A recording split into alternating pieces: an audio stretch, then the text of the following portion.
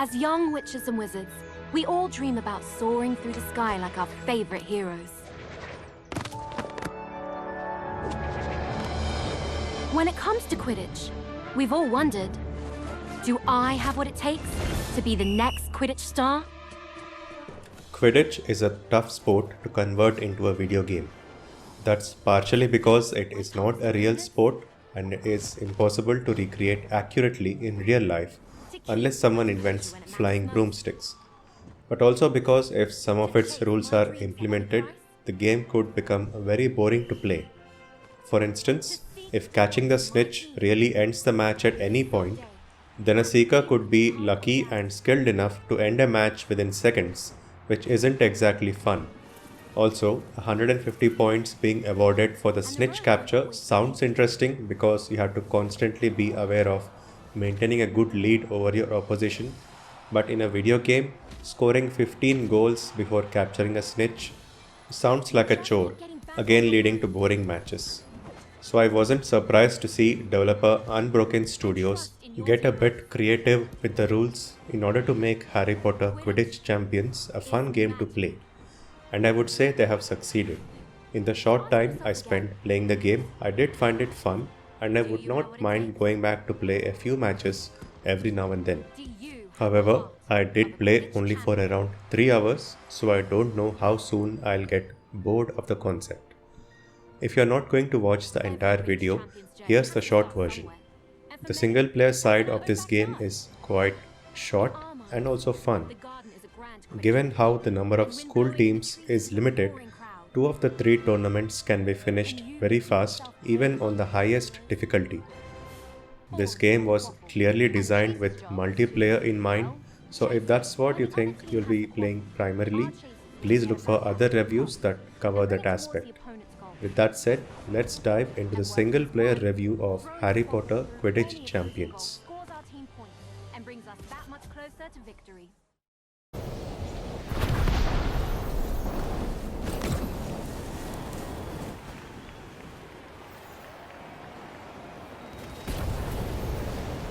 Griffin and that's the goal!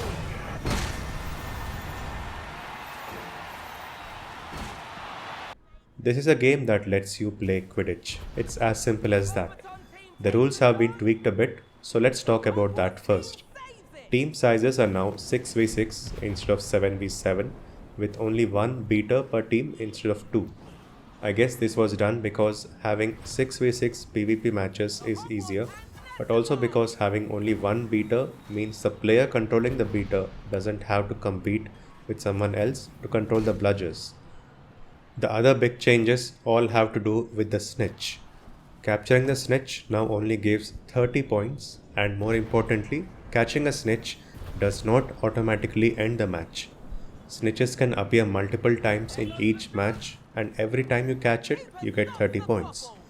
During my playthrough, I never really saw the snitch appear more than twice, and that's because the other new rule is that all matches are capped at 7 minutes. That's right, there's no chance of a match going on for multiple days like mentioned in the books. And finally, there's a point cap of 100, and the first team to hit it wins the match regardless of how much time is left.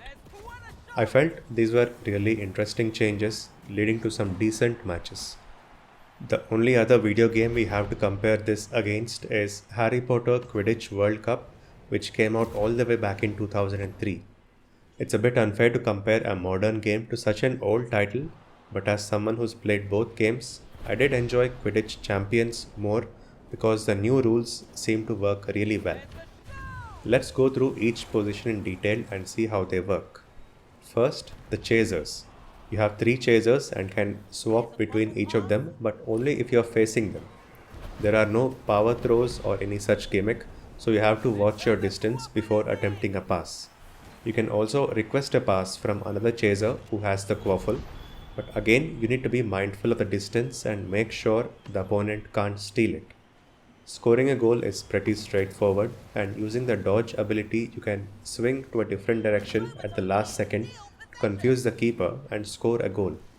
I was very disappointed to note that there's no replay system in the game, which is kind of a huge mess for this kind of a sport. Next, the keeper, who probably has the most boring but important job. Just sitting around waiting for someone to approach the goals. Flying between three hoops or goalposts was already unfair in the books, but here dealing with the chaser's dodge ability can be a bit of a headache.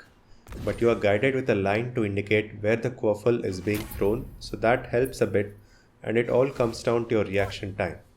For best results, you can hover in between the three hoops and use your own dodge ability to quickly move in a specific direction to catch or kick the quaffle. Then we have the beater, who can now magically summon a bludger to their side. This ability has a cooldown, although you can still swing around your bat even if you don't have a bludger.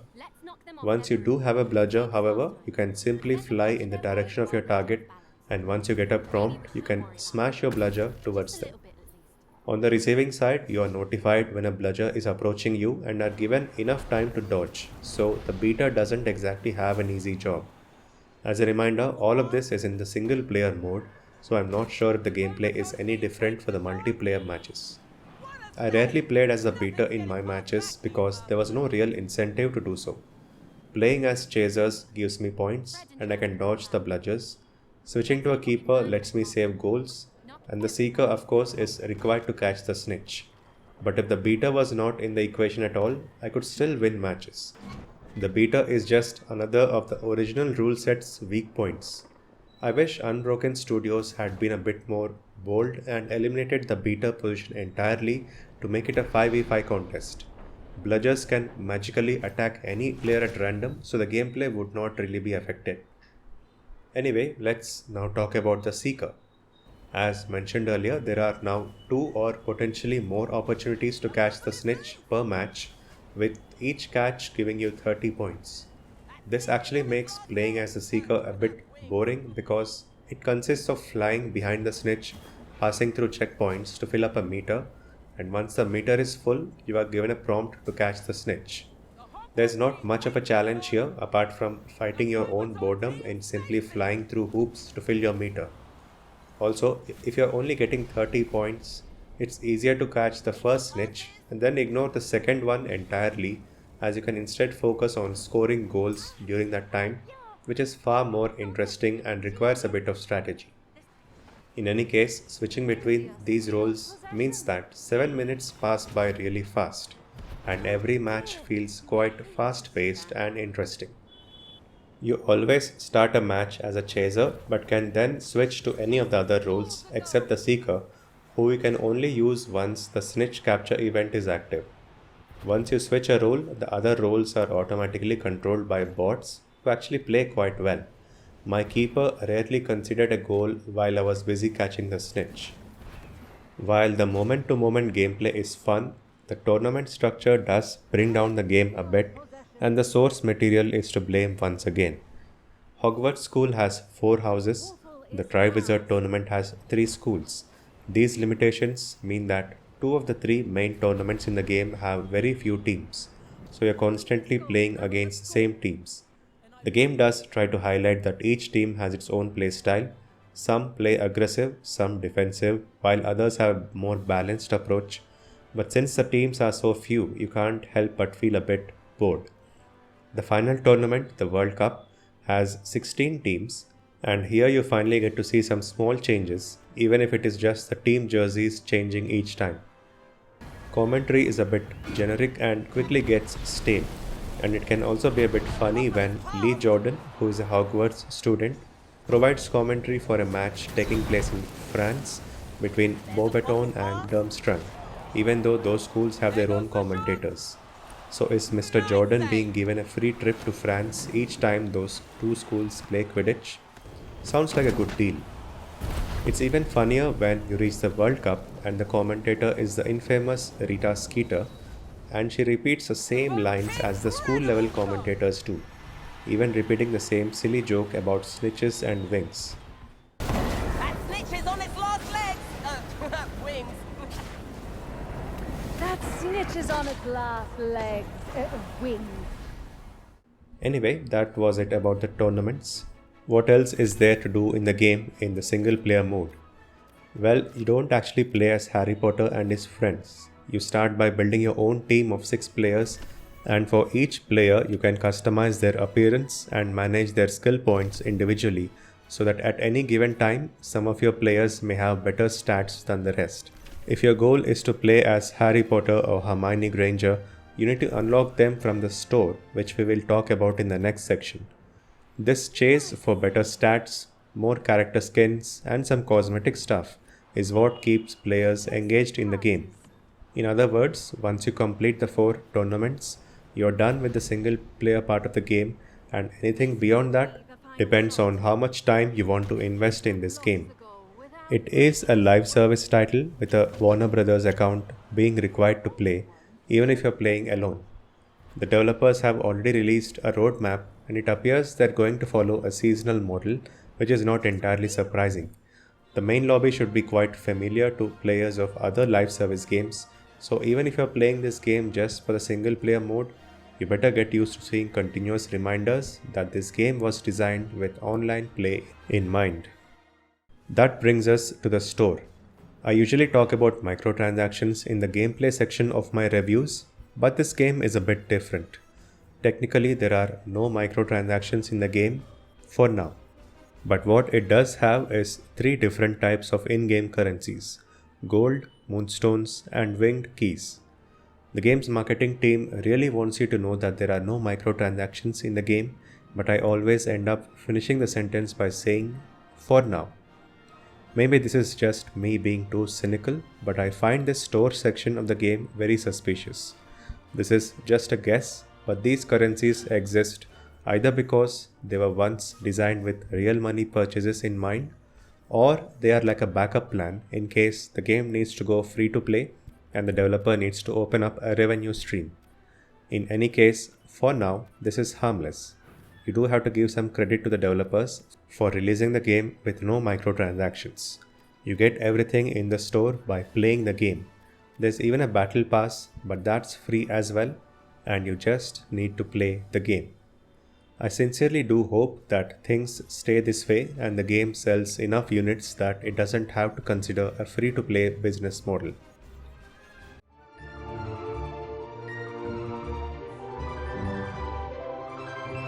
There's no greater test of a team's skill than the Quidditch World Cup.